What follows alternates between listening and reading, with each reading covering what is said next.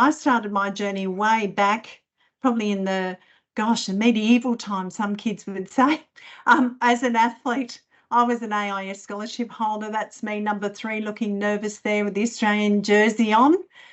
So I did a stint at the AIS as a 17-year-old. I was still underage. In the 80s, AIS scholarship, university, and I wouldn't change it for anything. It was an incredible experience for a country girl from Port Macquarie moving to the big smoky Canberra. Then I did my coaching degree at Canberra Uni, and then I went on to be a physio because I was really interested in sports injuries, and ironically, I studied the injuries I ended up getting in volleyball. So that was interesting, twist of fate there as well.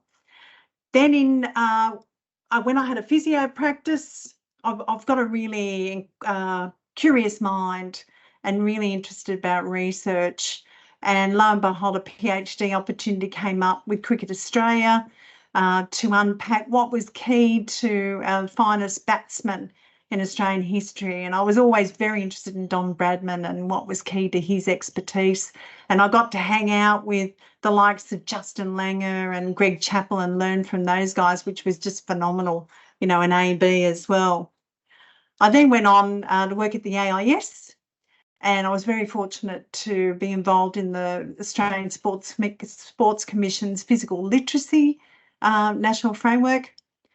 I went on to contribute to a IOC consensus statement in 2015, and that's me looking quite sheepish there outside the de Coubertin room that I'd always read about when I was young, in Switzerland. Now I'm leading the Future Champions strategy in New South Wales, but I have to say that the hardest gig, the most challenging but rewarding gig to date is being a parent. And really safe to say that, I'm still learning. Things change and you have to adapt and vary things up. And just really rapt to share, I guess, some of the tips that I've accumulated over my journey and my experiences as a parent. Glenn, you got your hand up. Yeah. Yes, hope you don't mind. We've actually got a question from Beck Haslam. She's very curious about which sport you were involved in. Oh, indoor volleyball. I was a talent transfer athlete, so I was a bit of an all-rounder. And my home coach was the Australian coach, and he saw something in me because I was a hockey player and a cross-country runner and a javelin thrower, and ended up in indoor volleyball. And then beach. I played on the early beach tour. Right. Yep. And Philippa Taylor earlier on made the same answer, and she was on the money. So good stuff.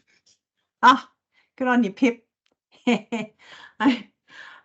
So with this session, what we're going to do is hopefully impart some knowledge and some awareness in respect to where your child is at on the sport pathway. And then we're going to take a bit of a deep dive into their holistic development, which is a new area that I've been looking into. I'm doing a piece for the federal government in this area, and I found it really fascinating and I think really critical knowledge for parents to know as well, that can really inform how you see your child and how you approach your child and how you can support them and how you can engage with them. And then what we're going to do is I'm going to provide evidence-based and practical tips to support you and your emerging athlete on and off the sporting field. And you'll see this little recommended sticker. So you're going to get a flurry of different resources, different templates, things you can look up.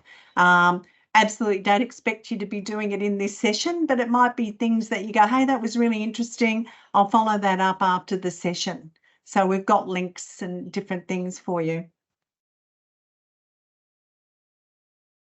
So Beck spoke briefly about FTEM, New South Wales. So FTEM stands for Foundation, Talent, Elite and Mastery. And it's a framework we developed at the Australian Institute of Sport to help everyone to understand what is the best practice approach to participant and athlete development.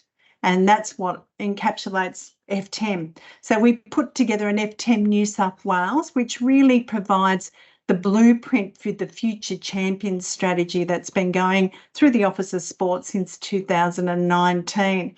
And this is FTEM New South Wales here. So it's a bit of a roadmap to show you the different levels of development from early participant, really early milestones, through to fundamental movement skills and first participation in structured sport, going into lifelong engagement in sport, but then also it shows what's required to be a talented athlete. What are those key steps in terms of talent ID, talent confirmation, talent development, talent transition, and then elite and mastery, which is really the pinnacle of high performance sport.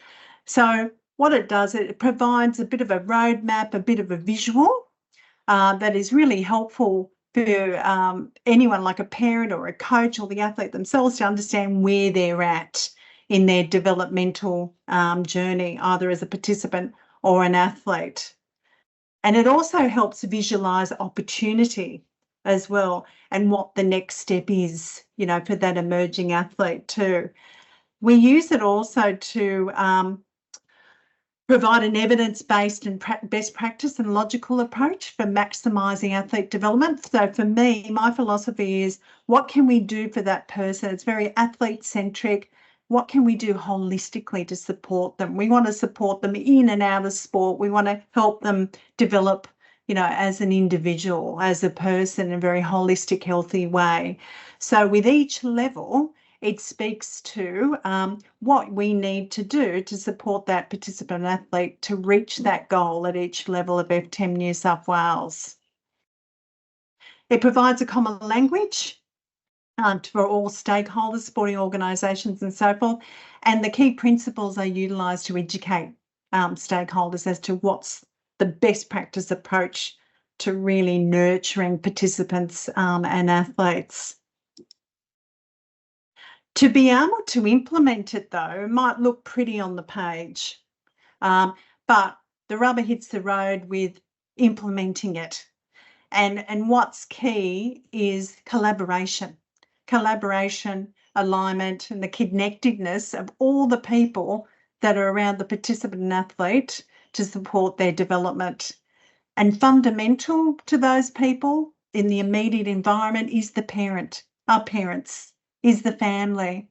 You guys play such a multidimensional role that does change over time, but you provide encouragement, you provide financial support, tangible support, emotional support. You're their advocate, you're their person to lean on, and also importantly, you're a great role model and you're a teacher and a guide.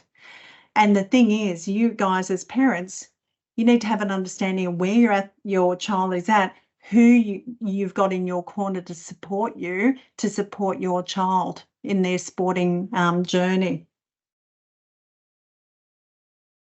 Now, what I've got here is, and we're going to focus on the talent levels, so that where your kids are at in terms of CESA, so as emerging athletes, but wanted to share this with you very briefly.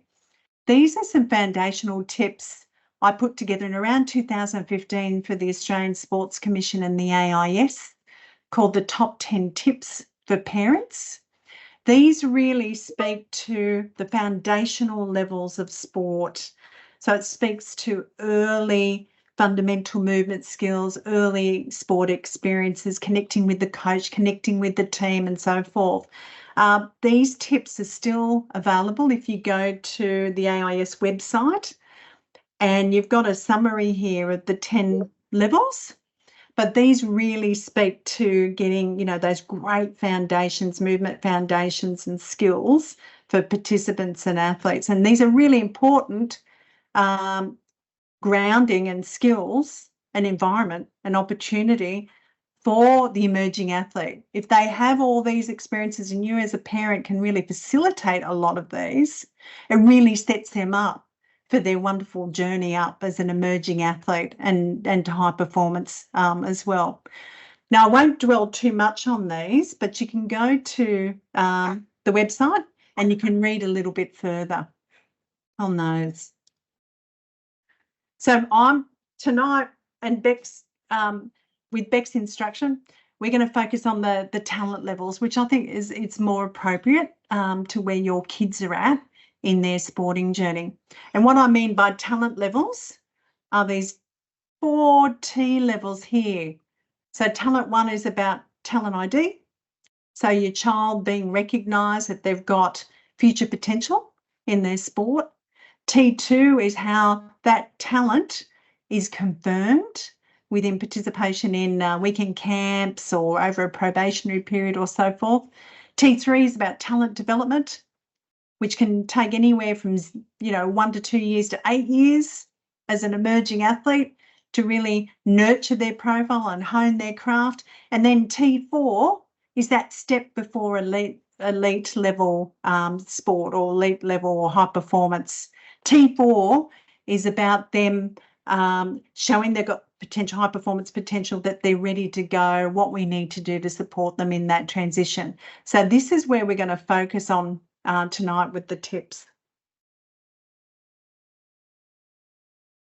So it's really important. First tip is to understand the official athlete pathway for your sport and where your child's at and the required commitment. Now, I've given it away. You know that your kids are at a talent level, which is fantastic. But it's also understanding, I guess, what is the required commitment in a talent level, in a emerging squad, in the CESA squad, in the CESA program, and then hopefully into NSWIS, as a talented athlete as well. So you can help in terms of looking at visuals for sport. So netball is a great example where we've worked with netball, where they've got a great visual of using FTEM of their athlete pathway. And you can see it's quite clear. They describe the talent levels really well. It's really well articulated. And you can see what precedes it in terms of foundational experiences and competitions and opportunities, and then what is after it, hopefully, going up to the Australian level or NSWIS and so forth. So netball is just one example. There's a few sports that have used FTEM that visualise their pathway really well. I think of Snow Australia that we've worked with that take it a step further, and they really unpack each level. So what the athletes should be doing on and off the snow, who's supporting them, what's their education look like, what equipment and so forth. But there's quite a few sports that they'll have this visual. So what I'd impress with you is to go, to your SSO, talk to Beck as well, and to get access, to some of these visuals and that information. Now, it's also really important as a parent to keep informed. So what is the expectations, the commitment, what's the timetabling look like and the program for your child? And also importantly, to understand the planning processes and be involved in the planning processes. So what I mean by that is a lot of the times, and Beck does it too with CESA, they'll put together an individual athlete development plan. And this really unpacks and provides a plan for the athlete, say for the next 3 months or 6 months, what they're going to focus on in a holistic sense. That's really important that you guys are aware of that and you have some input into that, because you will help facilitate that planning process and the implementation of it with your child as well. Also, as an advocate, it's really important to ensure that programs are athlete-centred. So they're really at the core of them. It's a focus on the athlete and the welfare of the athlete, and that there is a prevailing duty of care, and that the safe approach is always adopted. So the environment is safe, the coaching is of the right match, and it's very holistic in delivery. And also in terms of travel, program fit and so forth as well. So it's really important just to keep an eye on that as well.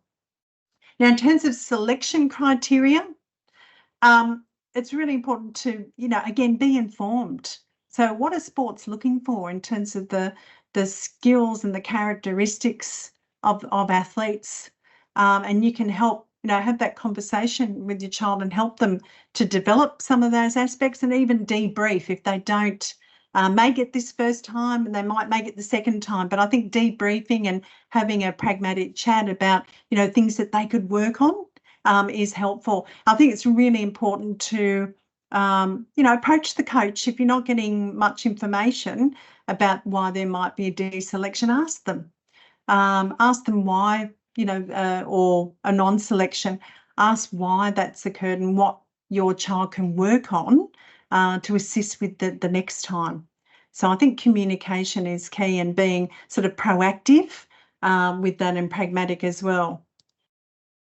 And then I think really importantly is encouraging respect of your child. So that's where your role modelling is really important, being respectful to whomever you liaise with, converse with, and also the importance of ownership of their performance, that they've got to take ownership, that not to externalise it, that it's really a learning opportunity through sport.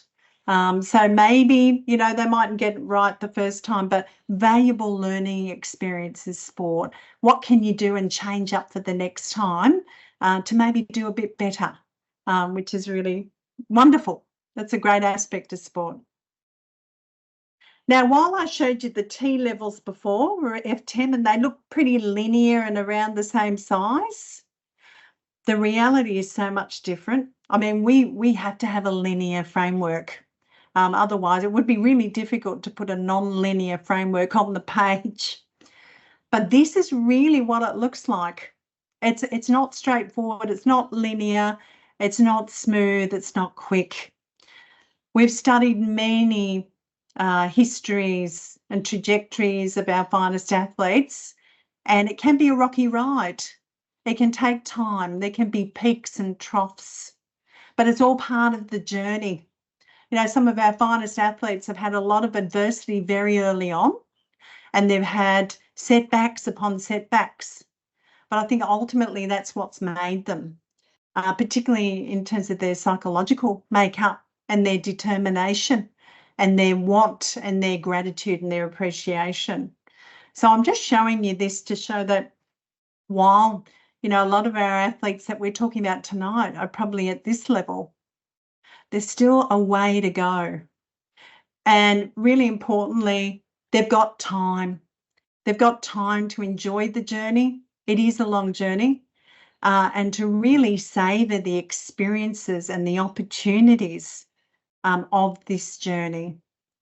So this is a helpful diagram. I've shown it to many coaches and they love it too, to show that, you're not a pre-elite athlete and go quickly up to the high performance. There's quite a few different things, different levels and peaks and troughs you have to go through. But that's the joy. That's the joy of the pathway, the sport pathway. So I've got a question for you guys, and you can put a response in the chat. So I want you to think about, to get to the very top in sport, what athlete factors are required to reach that level? What do you think is absolutely key to get to that level? And don't be shy. Anything in the chat's great.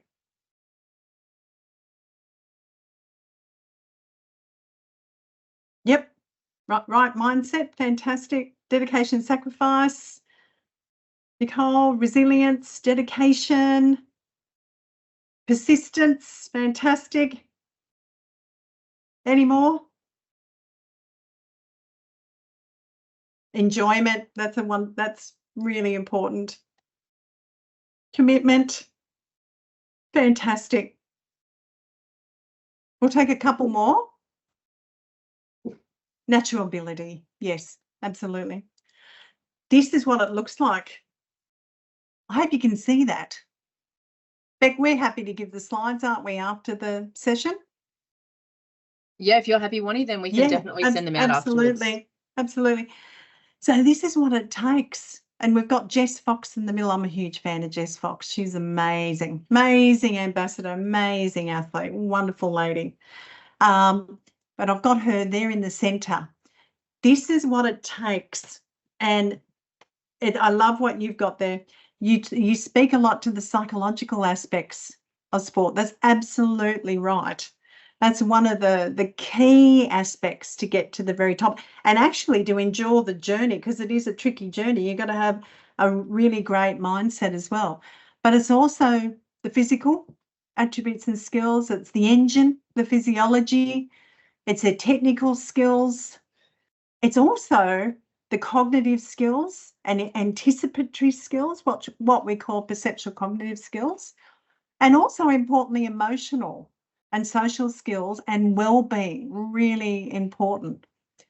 And it's not one thing in isolation to get to the top. It's the whole package. It's the whole complement of all these factors working together.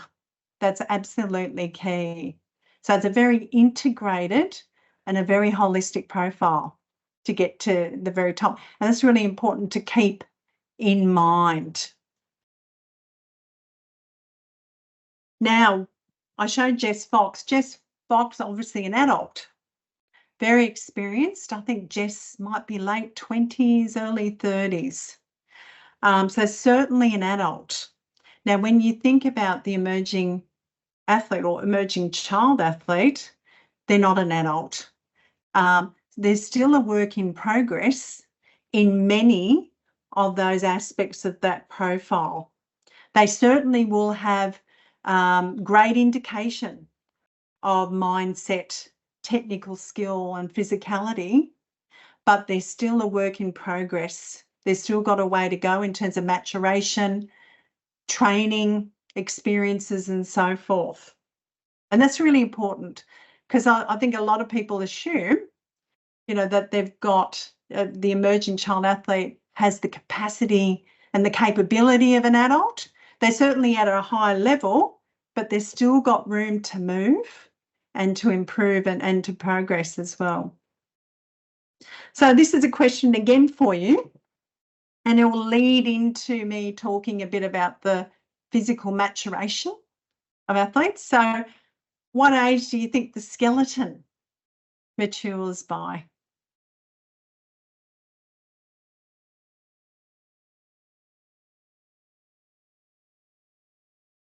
Yep, close, Pip. Early 20s.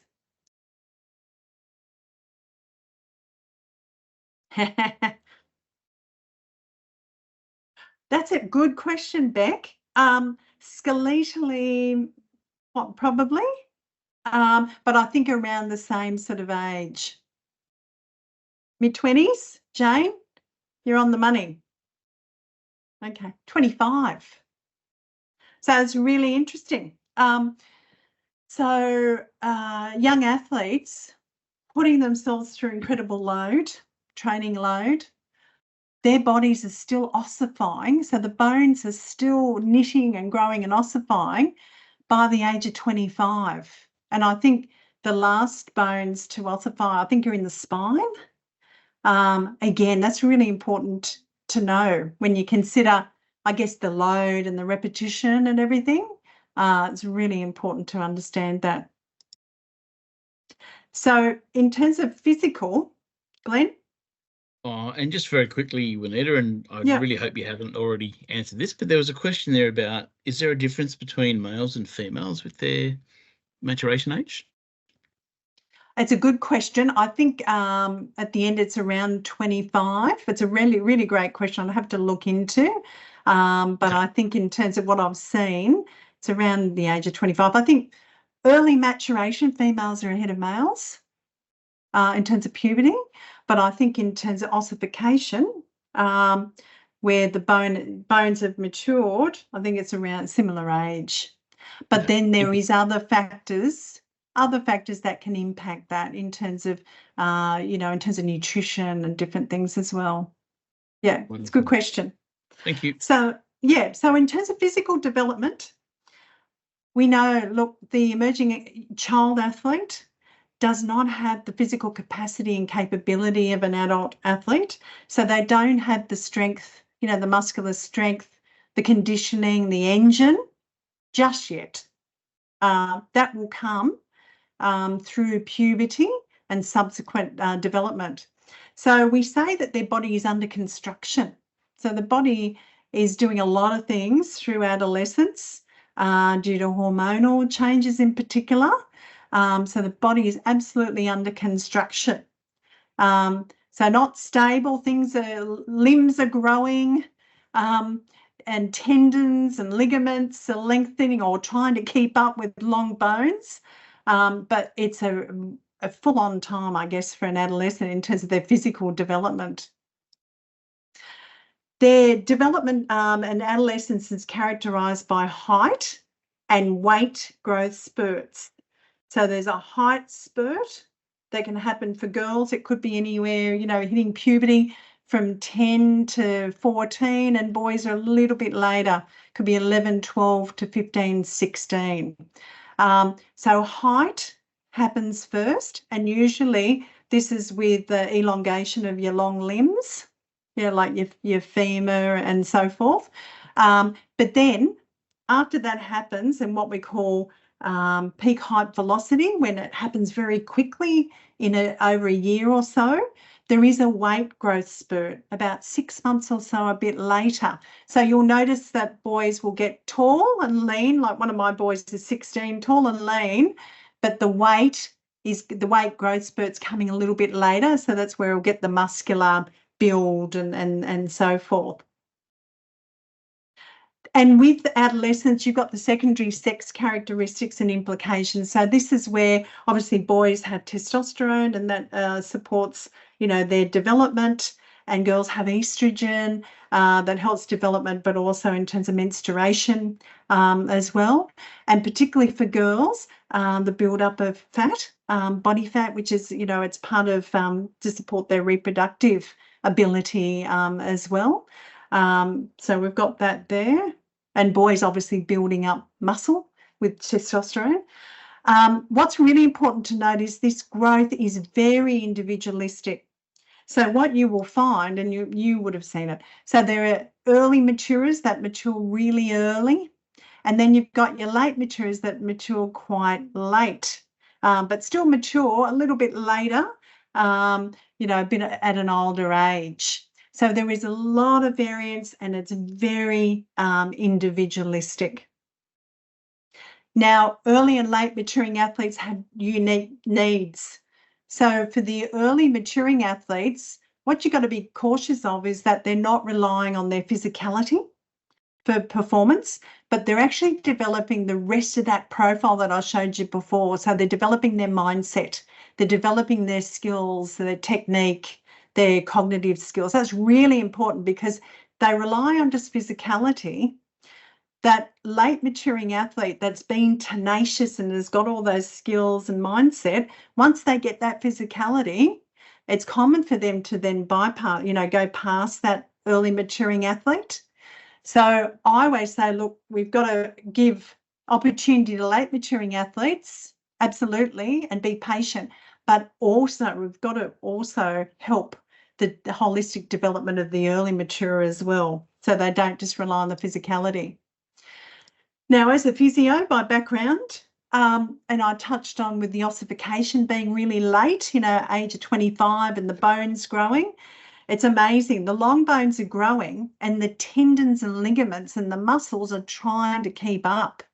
And because of that, there's a lot of traction and pressure on the ends of the bones, the growth areas, the ends of the bones. And that can lead to injury of growth plates. So that young athletes going through, particularly when they're going through rapid increases in height, are very susceptible to injury in that regard. And also you'll find that athletes going through that peak height velocity, you'll find that they might seem a bit clumsy, their movement changes and it affects their technique, and that is just all normal. That is all part of them adjusting to the new mechanics of their bodies, finding a new biomechanical solution. And this is really important to reassure your child that, hey, look, this is just a phase you're going through in terms of maturation and development, to hang in there, be patient, and maybe it's not just a focus on, maybe it's a focus on how you can do a technique a little bit differently, you know, in the interim. It's also important at this time, really important as a parent, that there's not a big focus on strength training. And what I mean by that is, you know, a lot of weights that are inappropriate, because this athlete at this age is susceptible to injury with the growth plates and so forth. It's really important to focus on technique and neuromuscular fitness in particular, rather than lots of weights. And this is where it's also important to have kids supervised, you know, to have a strength and conditioning plan that's got to focus on good technique, and that they are supervised and it's periodically reviewed. That's really, really important as well.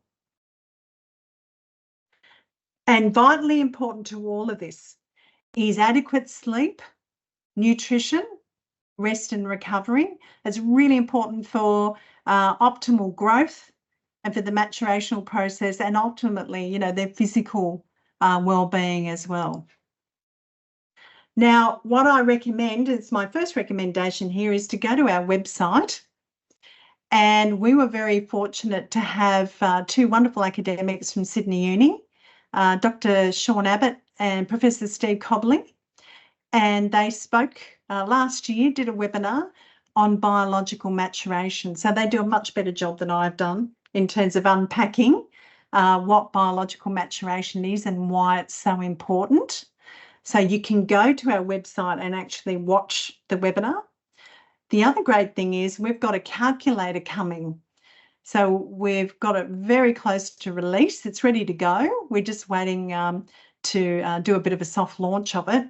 But it'll be a calculator on our website where you can put in your child's height, weight, sitting height, and your height, and the male biological father's height, and it will give an estimation of where your child's at in terms of their peak height velocity. So that could be really handy to give a good idea about, you know, where your child's at in terms of their maturation. And obviously there's certain implications with that. And Steve and Sean go through that. They put together a great infographic for parents. So they've got an infographic for coaches, for sporting organisations, but this awesome one for parents.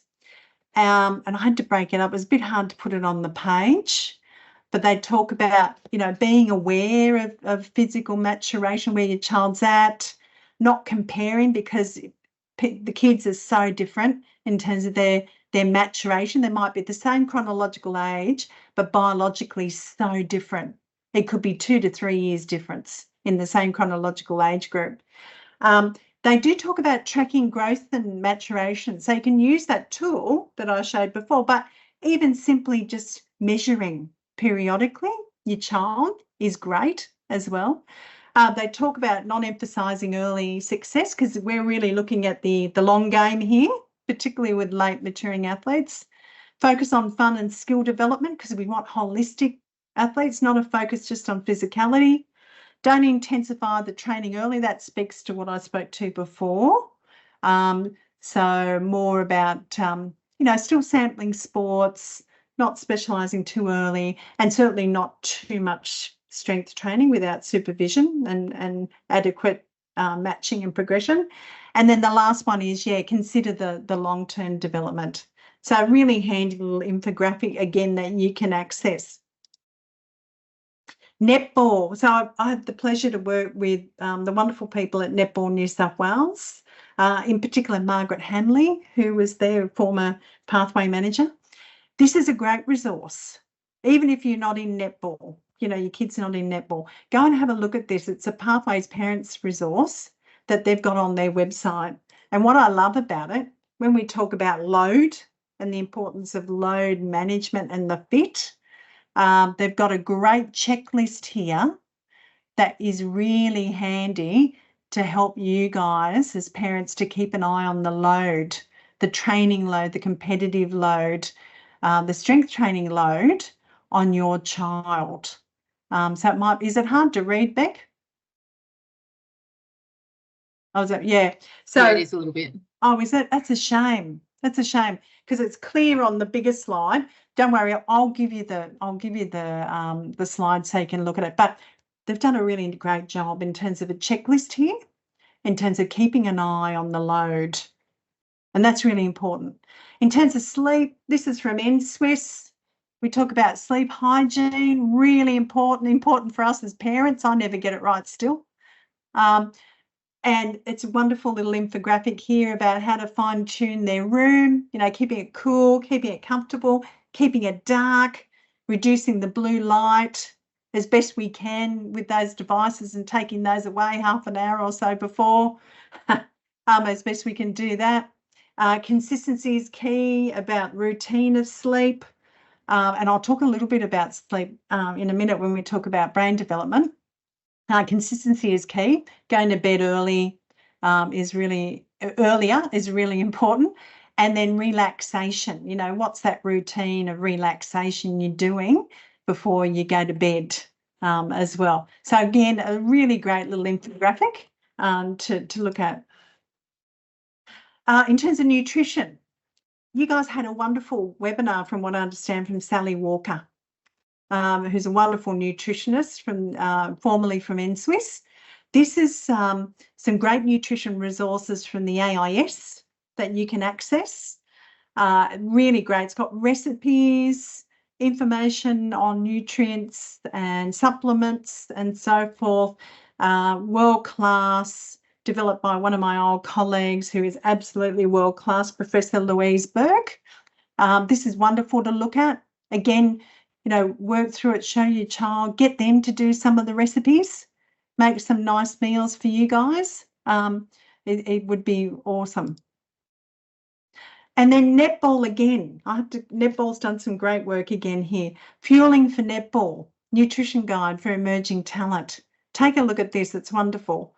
So again, it unpacks, it has recipes in there, it speaks to simple nutritional facts and figures, and has a piece here on foods for recovery, which is really great as well. And in terms of recovery, netball again, and these are all accessible now on their website. The coach resource for emerging talent, they've got this 100-point recovery program checklist, and we know recovery is really important for the growing athlete to grow and to recover and rejuvenate and to reduce injury. This is a points allocated to different types of recovery, which is really handy, and it's across the week. And fantastic resource. So have a look at that as well. All right, so that brings me to the young female athlete. So we touched on, boys and girls before, but in terms of young female athlete, there's a lot going on in adolescence, and they need particular support and particular awareness from us as parents. They're going through a lot of changes in terms of puberty, but also their physical and cognitive growth and maturation, the fluctuation in hormones with estrogen, the changes in body composition that I touched on before, in terms of the depositing of fat over their different areas of their body, the start of menstruation, and then also interaction with peers. Now, that's an interesting one I've got there. There's a lot of research we did at the AIS and also internationally that female athletes can struggle with negative peer interactions in particular. So it's just to be aware of that, it can be very competitive, and particularly for female athletes with other female athletes. So it's been reported that female athletes through adolescence, they're vulnerable. They're vulnerable to body image disorders, eating disorders. So it can be where they're reducing the calories that they're taking in. and the energy intake is not meeting what the energy needs that they need, which is referred to as REDS syndrome, which is relative energy deficiency syndrome, bulimia and anorexia. But also there's menstrual dysfunction. So dysmenorrhea, where there's menstrual cramps and pain, oligomenorrhea, where there's infrequent menstruation, and amenorrhea, which is an absence of menstruation, and also mood and depressive disorders. And that's to do with hormonal changes and their development as well. Now, look, I'll call it out, as a young athlete, there's a lot of pressure put on me, and us when we were young, where, we were watching our calories, and I was amenorrheic for a period of time. And, it had that legacy and impacted probably me in terms of my health. So there it is, a lot of female athletes, there is and something to really be aware of. And there's some great resources at the AIS that help you to look at potential symptoms and signs and what steps you can take to address some of these, particularly talking to a sports dietitian or a GP or a sports medicine doctor is really important, or a psychologist. And as I touched on, these effects are not only short-term, but they can have a long-lasting effect, in terms of their general reproductive and mental health as well. So I just wanted to promote a bit of awareness of that. But I want you to check out, if you, have a look at these phenomenal resources at the AIS.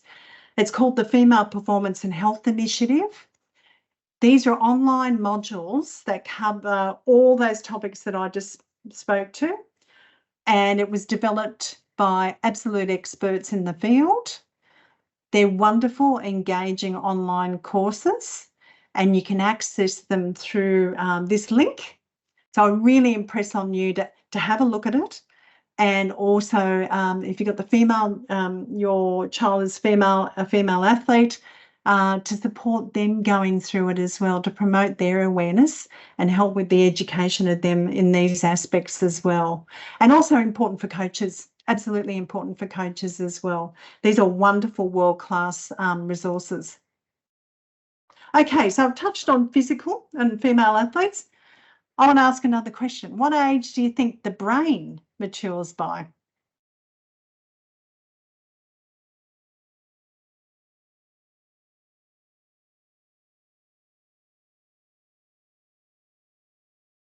Kirsty, you've got it right. Sorry. 25. Fantastic. So very similar to the physical. Yeah. Nicole, I love that. That's great. I probably agree with that. That's great. So 25, it's amazing. So when you unpack and look at brain development, in the adolescent, their primitive brain, which is the amygdala, and that is firing, that impulsive brain, the primitive brain, that is there, and it's really strong in an adolescent. But what we call the executive functioning brain, which is the prefrontal cortex, which is at the front here, it doesn't mature until the age of 25. And that's really important, because this prefrontal cortex is important to reduce impulses, and help with emotional regulation, but also in terms of cognitive skills as well. So that's a really important thing to, again, consider, and it's sort of the backdrop of the information I'm going to give you now. So the adolescent brain, like the body, is under construction, and the brain, this early adolescent brain, it's affecting their cognitive skills. So I touched on, they haven't got the connection yet, with the executive brain, that problem solver, that prefrontal cortex just yet. It impacts their psychological skills and characteristics, their emotional regulation, their social interactions, and their sports performance. So that the brain and the development of it, and where it's at, has a lot of influence and impact on sports performance, but in and out of sport for your child.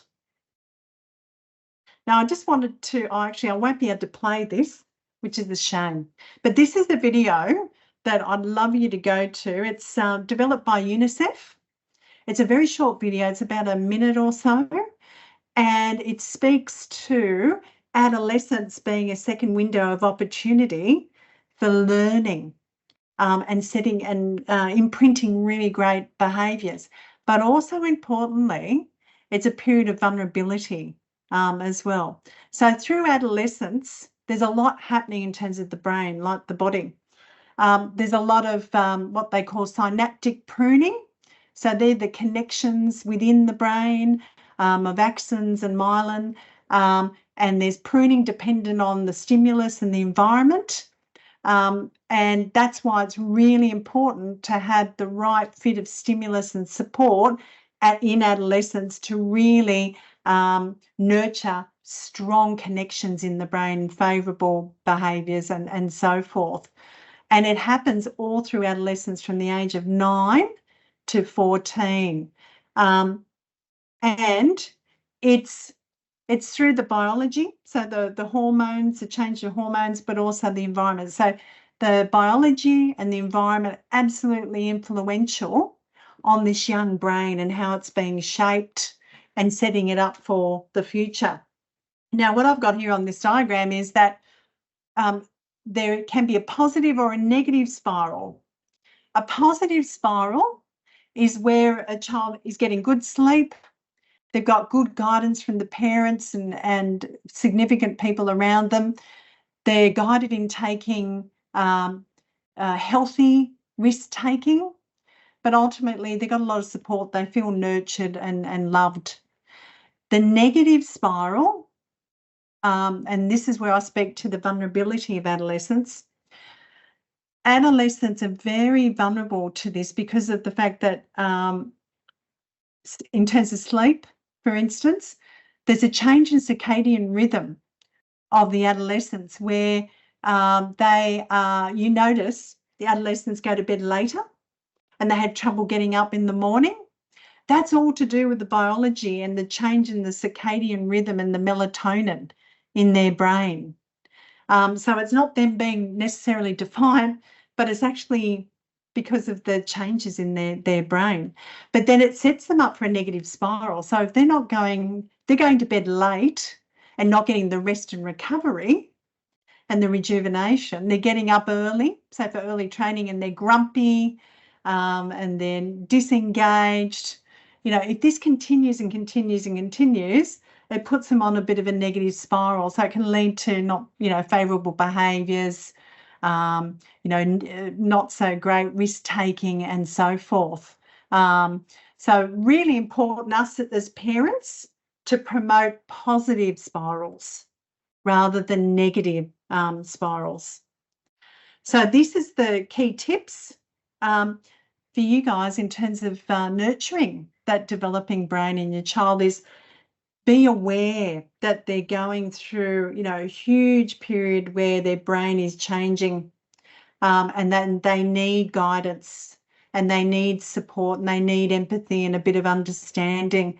When they have an outburst, it's that impulsive primitive brain that might be acting out because the prefrontal cortex is not controlling and inhibiting those impulses. And if you think about it, if they haven't got enough sleep and so forth, that, just makes it even worse. So use that brain-based approach to parenting, prioritise mental wellness, rest and sport-life balance. Again, as you can see, the importance of sleep, nutrition and recovery. So talking to your child about, there is a change in their sleeping habits, in their brain.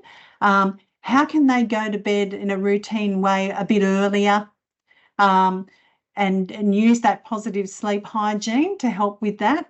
And that will help them, behaviourally with their learning. If they're not getting enough sleep, they're not going to learn, they're not going to be able to perform. It's really important. Look at potential stresses and triggers and help them calm that primitive brain, because that primitive brain, the amygdala, is really going in overdrive. It's really reactive for the adolescent. So how they can help to recognise triggers, help them to, be calm, take deep breaths, walk away, centre themselves, is really important, and you can do that as a parent.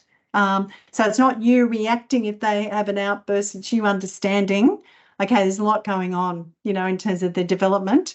Maybe I approach this a different way, I think is key.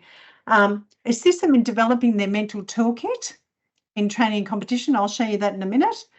Really important to role model positive behaviours because they are watching you, they can mimic you. Show respect and gratitude. Show them what it takes to be someone that's empathetic, that shows gratitude, that's a good active listener. So that's the next point is, you know, don't talk at them. Let them speak up, give them a voice, be a good active listener, be patient and be encouraging. And then really importantly, talk to your child and the coach about, you know, their brain development and how it impacts their behaviour and their performance and their cognitive skills as well. So tips of facilitating mental wellbeing, really important. Look, they've got to have fun. We spoke about it before when we looked at the profile. You've got to enjoy sport. You've got to love sport. That's what's key to our high performance athletes. It's the camaraderie, but it's the joy and the enjoyment of it. And really, look, encourage them to have a break if they need it. If it's all too much, they need a bit of a break, there's no problem with that. You know, you call it, make sure they have a break. Some, you know, R&Rs, really, really important. Maintaining balance in life. So it's not just sport.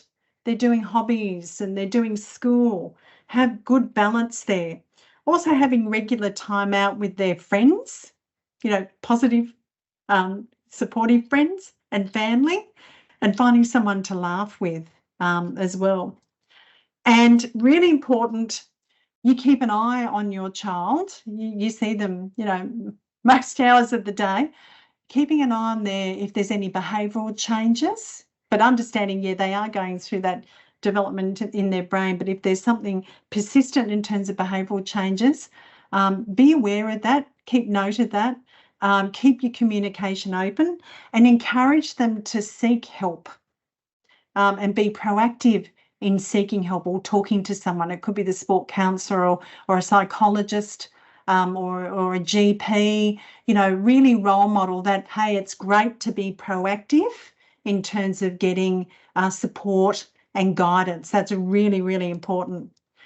I couldn't recommend highly enough the resources with the Black Dog Institute, Beyond Blue, Headspace and the Kids Helpline. They have wonderful resources, but wonderful, you know, the offering of phone numbers and contacts are really important if you need it as well. In terms of developing mindset, we've got an array of resources on our website in the emerging athlete space. Very practical resources developed by a sports psychologist. And we've got 9 of them there, but we're developing an online course as well, but we haven't released that as yet. Some examples are this one, how to handle pressure and anxiety in sport.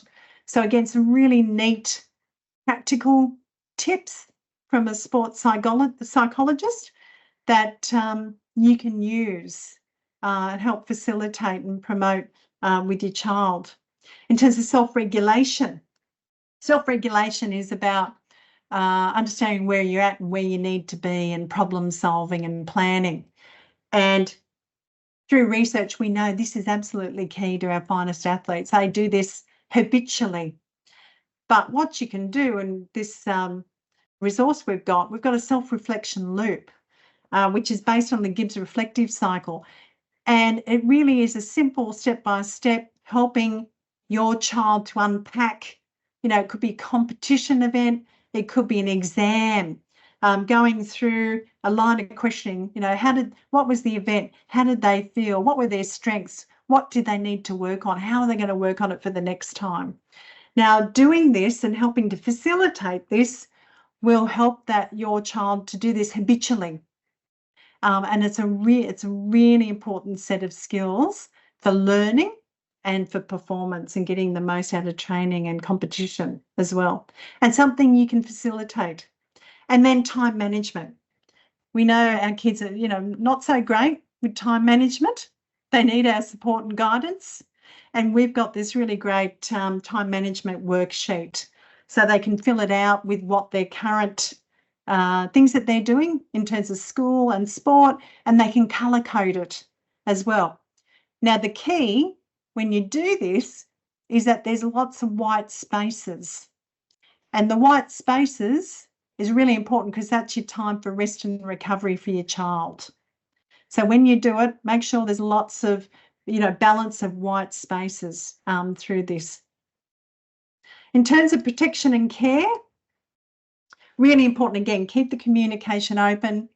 It's around instilling good ethics and sportsmanship and ethical decision-making in sport. And you can't go past Sport and Integrity Australia and the Play by the Rules resources, which are wonderful, which have a parents course. They've got courses on safeguarding and the Let Kids Be Kids. They're fantastic online resources. Keep an eye on your child in terms of online activities, that they're not making themselves vulnerable and putting up photos and different things. Look out for bad behaviour from other athletes or other people working with your child. That's really important to keep an eye on that, or bullying, or there's a lack of duty of care as well. Monitor their demands in and out of sport, and we looked at the loading netball example before. That's really important to keep a check on that. And then if your child's injured or ill, again, like their psychological well-being and welfare, if it's physical, help them to be proactive in seeking help and support. That COVID return to sport, this is an old slide, so just disregard that, please. Okay, then, all right. So look, I'm going to wrap this up, but just to finish up, go to our website. If you go to Pathways and Development webpage on the Office of Sport website, and you click on Resources and Tools, we have a dedicated Parents, Guardians and Carers webpage. You click on that, and in there you will see the 12 parental resources that Fiona McCarthy, the sports psychologist, put together, plus a webinar that we did together as well, and some other neat sort of things as well. And this is the webinar. So there's Fiona, there's myself with the previous parental webinar. You can watch that. There's a couple of webinars online.